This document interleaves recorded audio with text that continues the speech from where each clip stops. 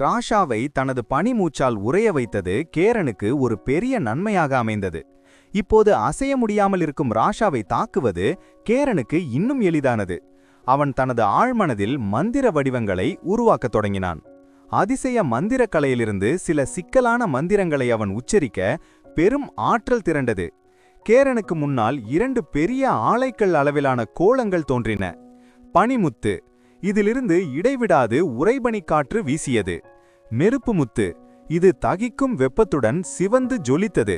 இந்த இரண்டுமே 4ஆம் வட்ட மந்திரங்கள். இவை இரண்டும் ஒன்றுக்கொன்று தொடர்புடையவை என்பதால் கேரனால் இவற்றை ஒரே நேரத்தில் ஏவ முடிந்தது. மந்திரக்கலையின் விந்தைகள். மந்திரப் பள்ளிகளிலேயே மந்திரம் ஏவுதல் என்பதுதான் மிகவும் விரிவானது. இதில் உயிரினங்களை வரவழைத்தல், ஆற்றலை வெளிப்படுத்துதல், குணப்படுத்துதல் மற்றும் இடமாற்றம் செய்தல் என பல பிரிவுகள் உண்டு. பார்ப்பதற்கு இவை ஆற்றல் வடிவமைப்பு போல தோன்றினாலும் இவை நேரடியாக ஆற்றலை வெளிப்படுத்தும் ஒரு தனித்துவமான கலை. மோதலும் பேரழிவும். கேரனின் கட்டுப்பாட்டில் அந்த பனிமுத்து ராஷாவின் உடலுக்கு முன்னாலும் நெருப்பு முத்து அவனது உடலுக்கு பின்னாலும் நிலைநிறுத்தப்பட்டன. அடுத்த நொடி அவை இரண்டும் அதிவேகத்தில் ராஷாவின் உடலை மையமாக கொண்டு ஒன்றோடொன்று மோதும்படி கேரன் கட்டளையிட்டான். ஒரே நேரத்தில் உறைபனியும் தகிக்கும் நெருப்பும் ஒரு புள்ளியில் மோதினால் ஏற்படும் அந்த விளைவு. ஒரே நேரத்தில் பனிமுத்துவும் நெருப்பு முத்துவும் இலக்கை தாக்கினால் அதன் வலிமை கற்பனை செய்ய முடியாததாக இருக்கும். இது வடிவமைப்பு கலைப்பள்ளியின் மற்ற மந்திரங்களை விட பல மடங்கு ஆற்றல் வாய்ந்தது. ஆனால் இவை மெதுவாக நகர்பவை என்பதால் நகரும் இலக்குகளை தாக்குவது கடினம். இதுவே இம்மந்திரத்தின் பலமும் பலவீனமுமாகும். பேரழிவு சுழல். ராஷா தனது உடல் உறைந்திருந்த பனிக்கட்டியை உடைத்துக்கொண்டு வெளிவந்த அந்த நொடியில் அவனது உதடுகள் குளிரால் வெளுத்திருந்தன. அவன் சுதாரிப்பதற்குள் ஒருபுறம் கடும் குளிரும் மறுபுறம் தகிக்கும் வெப்பமும் அவனை சூழ்ந்தன. பனிமுத்துவும் நெருப்பு முத்துவும் ஒன்றோடொன்று மோதிய அந்த வினாடியில் ஒரு பயங்கரமான வெடிப்பு நிகழ்ந்தது. அது ஒரு காளை மாட்டின் உருவத்திலான ஆற்றல் சுழலை உருவாக்கியது. அந்த சுழலுக்குள் சிவப்பும் நீலமுமான தனிமங்கள் வெறித்தனமாக சுழன்று சுற்றியிருந்த நிலப்பரப்பை ஆக்கிரமித்தன. நிலம் அதிர்ந்தது. காற்றில் வெப்பம் அனலாக பரவியது. இந்த அபாரமான மந்திர தாக்குதலைக் கண்டு ஒட்டுமொத்த போர்க்களமே ஒரு கணம் திகைத்து நின்றது. ஏற்கனவே டிராகன் மூச்சு தாக்குதலால் நிலைகுலைந்திருந்த ராஷாவுக்கு ஓய்வெடுக்க கூட நேரம் கிடைக்கவில்லை. அவன் மீண்டும் ஒருமுறை மந்திரத்தின் பேரொளியில் மூழ்கடிக்கப்பட்டான். மந்திரவாதியின் ஆதிக்கம். இறுதியில் மந்திரம் ஏவுபவனே அதிக வலிமை கொண்டவன் என்று கேரன் தனது தலையை ஆட்டியபடி ராஷாவிற்காக மௌனமாக வருந்தினான். மனிதர்களுக்கிடையிலான போரில் முதல் அடியிலேயே மந்திரவாதியை கொல்லாவிட்டால் அல்லது அவர்கள் மந்திரம் ஏவுவதை தடுக்காவிட்டால் எதிரிகள் தொடர்ச்சியான மந்திர தாக்குதல்களில் சிக்கித் தவிக்க வேண்டியிருக்கும். போர்க்களம் எவ்வளவு பெரியதாகவும் சிக்கலாகவும் இருக்கிறதோ அவ்வளவுக்கு ஒரு திறமையான மந்திரவாதியால் போரின் போக்கையே மாற்ற முடியும். அனுபவம் வாய்ந்த ஒரு மந்திரவாதி திட்டமிட்டு செய்யும் ஒரு செயல் ஒட்டுமொத்த வெற்றியையும் தீர்மானிக்கும். ராஷாவின் உடல் பல சோதனைகளை கடந்து ஒரு மனித உருவத்திலான உண்மையான டிராகனைப் போல வலிமை பெற்றிருந்தது. ஆனால் அவனால் மந்திரங்களை ஏம முடியாததால் அவன் தனது உடல் வலிமையை மட்டுமே நம்பியிருக்க வேண்டியிருந்தது. மந்திரம் மற்றும் தற்காப்பு கலை ஆகிய இரண்டிலும் சிறந்து விளங்கும். அதோடு காலத்தை நிறுத்தும் வித்தையை அறியும் கேரன் போன்ற ஒரு டிராகனை எதிர்கொள்ளும்போது ராஷா முற்றிலும் பலவீனவனாக உணர்ந்தான். மரணக்குழி. பனி மற்றும் வெப்பத்தின் சிவப்பு நீல ஆற்றல் சுழல் மெல்ல மறைந்தபோது தரையில் பல மீட்டர் ஆழமான ஒரு பிரம்மாண்டமான குழி தென்பட்டது. அந்த குழி முழுவதும் கூர்மையான பனி கிறிஸ்டல்களாலும் அணையாத நெருப்பு ஜுவாலைகளாலும் நிறைந்திருந்தது. அந்த குழியின் அடியில் பாதி உயிர் போன நிலையில் ராஷா அசைவற்று படுத்து கிடந்தான். அவனுக்கு அருகில் கிடந்த அந்த மந்திர வாள் இன்னும் பிரகாசமாக ஜொலித்தது. இதை பார்த்த கேரன் சற்று வியப்படைந்தார். ஆனால் ராஷா அணிந்திருந்த விண்வெளி மோதிரம் அந்த ஆற்றல் வெடிப்பில் சிதைந்து போனதைக் கண்டு கேரன் வருத்தப்பட்டார். அதிலிருந்த அரிய பொருட்கள் எல்லாம் அழிந்திருக்கக்கூடும். அசாதாரண உயிர் சக்தி. மூச்சு மிகவும் பலவீனமாக இருந்தாலும் ராஷா இன்னும் உயிரோடு இருப்பதை உணர்ந்த கேரன் அவனது அசாதாரண உயிர் சக்தியை பாராட்டாமல் இருக்க முடியவில்லை. ஒரு வெள்ளை டிராகன் ராணி கூட இத்தகைய தாக்குதலில் தனது செதில்களை இழந்து தப்பித்திருக்க முடியாது. ஒரு மனித உடலை கொண்டு இதை தாங்குவது என்பது அவனை ஒரு உண்மையான போர்வீரனாக காட்டுகிறது. ஒரு சாதாரண முதிர்ந்த வெள்ளை டிராகனால் கூட ராஷாவை ஒருவருக்கொருவர் போரில் வெல்வது கடினம் என்பதை கேரன் உணர்ந்தான். பல சக்தி வாய்ந்த மந்திரங்களை சகித்துக் கொண்ட பிறகும் அவன் உயிரோடு இருப்பது ஆச்சரியமே. கேரன் ராஷாவை நெருங்கி தனது கூர்மையான நகங்களை நீட்டினான். அந்த நகங்கள் ராஷாவின் மார்பை துளைத்து இதயத்தை சென்றடைந்தன. அவனிடமிருந்த அந்த சிறு உயிர் சக்தியும் முற்றிலும் மறைந்தது.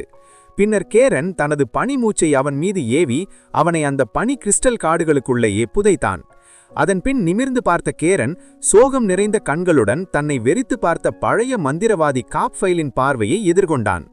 அந்த பார்வையில் ஆத்திரமும் இயலாமையும் ஒன்று சேர கலந்திருந்தன. முடக்கப்பட்ட மந்திரவாதி. 5ஆம் வட்ட மந்திரவாதியான காப்ஃபைலுக்கு பல பாதுகாப்பு மந்திரங்கள் தெரிந்தது. ஆனால் கேரன் ஆரம்பத்திலேயே அவரை நிலைகுலையச் செய்ததால் அவரால் அந்த உயர்தர மந்திரங்கள் எதையும் ஏவ முடியவில்லை. ஒரு மந்திரவாதி மந்திரங்களை ஏவுவதற்கு அவரது உடல் மற்றும் மனநிலை மிக முக்கியம். கடுமையான காயங்களுக்கு பிறகும் அவர் 4ஆம் வட்ட மந்திரங்களை ஓரளவு பயன்படுத்தியதே ஒரு பெரிய சாதனைதான். போர்க்களத்தின் கோரமான முடிவு. நேரம் செல்ல செல்ல ஆர்க்டிக் பனிசமவெளியில் நடந்த அந்த போர் ஒரு முடிவுக்கு வந்து கொண்டிருந்தது. கேரனின் படை 60% வீரர்களை இழந்தது.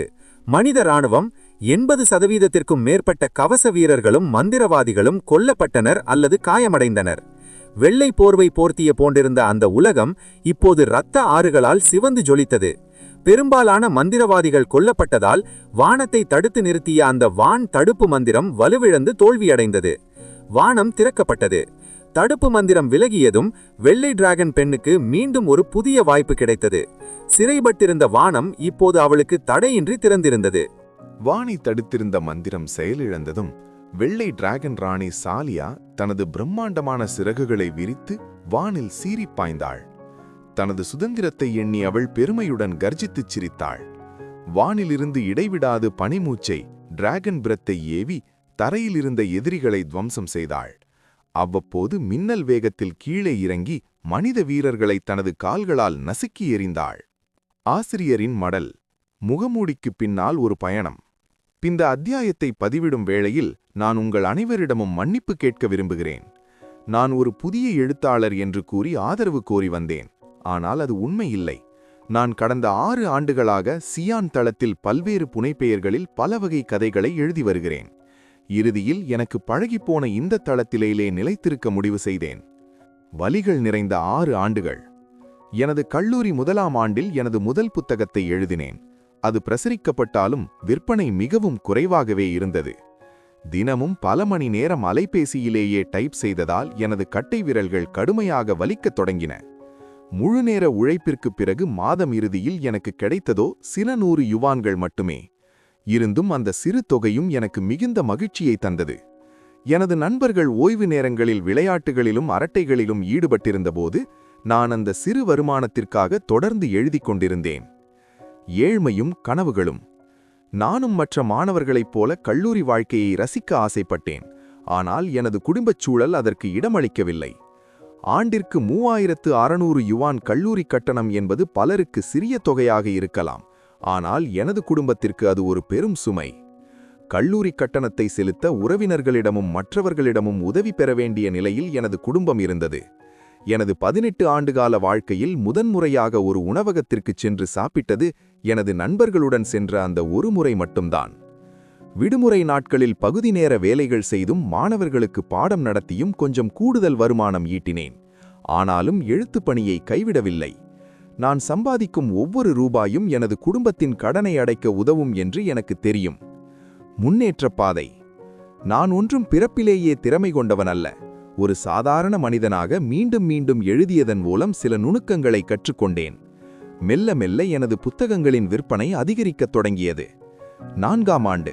எனது எழுத்து பயணத்தின் 4ஆம் ஆண்டில் முதன்முறையாக 1000 யுவான் ஈட்டிய ஒரு புத்தகத்தை வெளியிட்டேன். பெருமிதம்.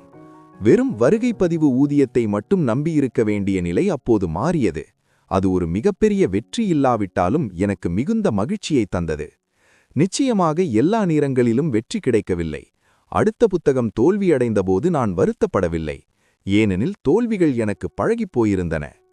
6 ஆண்டுகால கனவு நனவாகும் வேளை.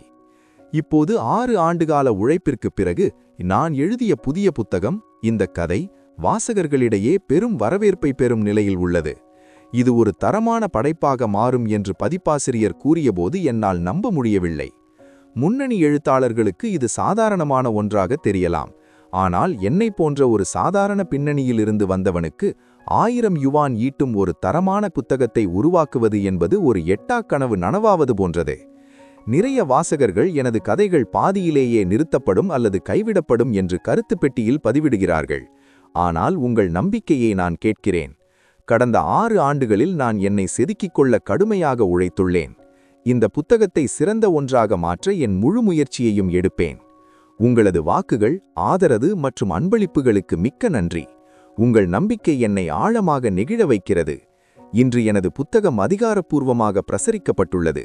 தயவு செய்து அதன் அசல் பதிப்பை ஆதரிக்க வேண்டுகிறேன். உறவினர்கள் நான் என்ன செய்கிறேன் என்று கேட்கும்போது எவ்வித தயக்கமுமின்றி நான் ஒரு எழுத்தாளர் என்று உண்மையை சொல்ல உங்கள் ஆதரவு தேவை. எழுத்தாளரின் வாக்குறுதி. தற்போது இந்த கதையை தொடர்பவர்களின் எண்ணிக்கை 3000ஐ தாண்டியுள்ளது. ஆரம்பகட்ட சந்தாதாரர்களின் எண்ணிக்கை 3000ஐ எட்டினால் மாதம் குறைந்தது 10,000 வார்த்தைகள் கூடுதலாக எழுதுவேன் என்று உறுதியளிக்கிறேன். எனது டைப்பிங் வேகம் குறைவு என்றாலும் இதுவே என்னால் தரக்கூடிய சிறந்த உழைப்பாக இருக்கும். தயவு செய்து சிடியன் இணையதளத்தில் அசல் கதையை வாசிப்பதன் மூலம் என்னை ஆதரிக்கவும். அத்தியாயம் 79. கொள்ளையிடும் நேரம். Time of plunder. போர்க்களம் இப்போது இன்னும் தீவிரமான நிலையை எட்டியது. வானை தடுத்திருந்த மந்திரம் முற்றிலும் விலகியதால் அந்த பனிச்சமவெளியே ஒரு புதிய மாற்றத்திற்கு உள்ளானது. ராஷா கொல்லப்பட்டு மனித இராணுவம் சிதறி ஓடிக்கொண்டிருக்க கேரன் இப்போது தனது உண்மையான நோக்கத்தை நோக்கி நகர்ந்தான். போரில் வெற்றி பெறுவது ஒருபுறம் இருந்தாலும் வீழ்ந்த எதிரிகளிடமிருந்து மந்திர பொருட்களையும் அரிய ரத்தினங்களையும் சேகரிக்கும் கொள்ளையிடும் நேரம் இப்போது தொடங்கியது. தளபதிகள் ஒவ்வொருவராக கொல்லப்படவே அதுவரை பிடிவாதமாக போரிட்டு வந்த அந்த மனித இராணுவம் இறுதியாக நிலைகுலைந்தது. மரணம் வரை போரிடுவோம் என்று நின்றவர்கள் இப்போது உயிரை காப்பாற்றிக் கொள்ள நாலாபுறமும் சிதறி ஓடினர். தப்பி ஓடுபவர்களைப் பற்றி கேரன் பெரிதாக கவலைப்படவில்லை. அவனது படைகள் அவர்களை ஏற்கனவே துரத்தத் தொடங்கின. இந்த கடும் குளிரான ஆர்க்டிக் பகுதிகளில் இந்த சூழலுக்கு பழகாத மனிதர்கள் பனிப்பிரதேச உயிரினங்களிடமிருந்து தப்பிவது என்பது இயலாத காரியம். இறுதி முற்றுகை. கேரனின் பார்வை இப்போது இன்னும் எதிர்த்து நின்று கொண்டிருந்த கடைசி மனித குழுவின் மீது திரும்பியது. மந்திரவாதி காப்ஃபெயிலை சுற்றி சில கவச வீரர்களும் எஞ்சிய மந்திரவாதிகளும் அரணாக நின்றனர். அவர்கள் முற்றுகையிடப்பட்டனர். அவர்களின் எண்ணிக்கை குறைந்து கொண்டிருந்தது. இருந்தும் காப்ஃபெயிலின் வலிமையான தற்காப்பு மந்திரங்களால் அவர்கள் இடனடியாக மடியாமல் தப்பித்துக் கொண்டிருந்தனர். கேரனின் பாய்ச்சல். கேரன் முதலில் ராஷாவின் அந்த மந்திர பெருவாளை எடுத்து பத்திரப்படுத்தினான். டிராகன் செதில்களையே எளிதில் கிழிக்கும் வலிமை கொண்ட அந்த வாள் ஒரு விலைமதிப்பற்ற பொக்கிஷம். பின் தனது பிரம்மாண்டமான சிறகுகளை விரித்து பனிப்புயலை விலக்கிக் கொண்டு காப்ஃபெயிலை நோக்கி வானில் பாய்ந்தான்.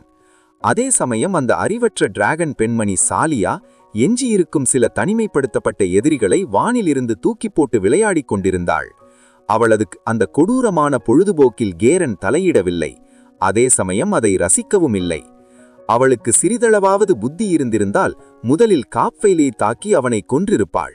அப்படி செய்திருந்தால் ஒரு நடுத்தர மந்திரவாதியிடம் இருந்து கிடைக்கும் அரிய பொருட்களை அவளை உரிமை கோரியிருப்பாள். கேரனின் திட்டம்.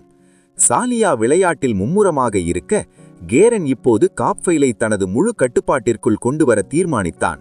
ஒரு 5ஆம் வட்ட மந்திரவாதியிடம் இருக்கும் மந்திர குறிப்புகணம் பொருட்களும் கேரனின் வளர்ச்சிக்கு மிக அவசியமானது.